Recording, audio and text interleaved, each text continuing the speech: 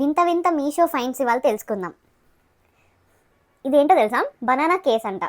అంటే బనానాని పెట్టుకోవడానికి ఒక కేసు. సో బనానాస్ ఇందులో పెడితే ఇంకొంచెం ఫ్రెష్గా ఉంటాయని అనుకుంటా. ఎప్పుడు చూడలేదు, ఫస్ట్ టైం నేను కూడా చూడటం. ఇవేంటో తెలుసా?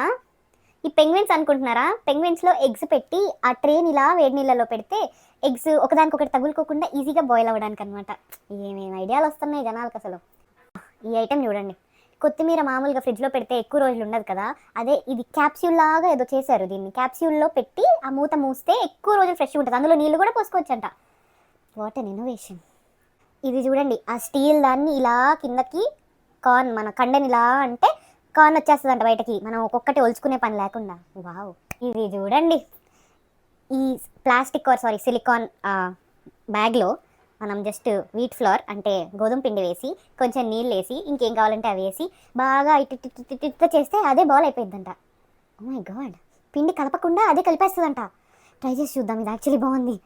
పీల్ చేసేది ఎప్పుడైనా చూసాం పీలర్, కాకపోతే ఈ పీలర్ చూడండి. పీల్ చేసేటప్పుడు మనకి తొక్క వస్తుంది కదా, తొక్క వచ్చినప్పుడు పక్కన తీసి పడేయాలి కదా, దానికి కూడా బద్ధకం వేసి ఆ తొక్కని కూడా పైన స్టోర్ చేసుకునే peeler. What an innovation.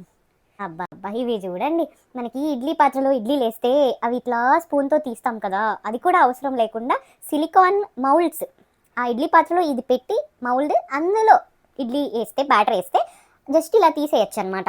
So మనకి ఆ పని కూడా లేకుండా అసలు ఇంకా పని చేయడం ఎందుకు మనం.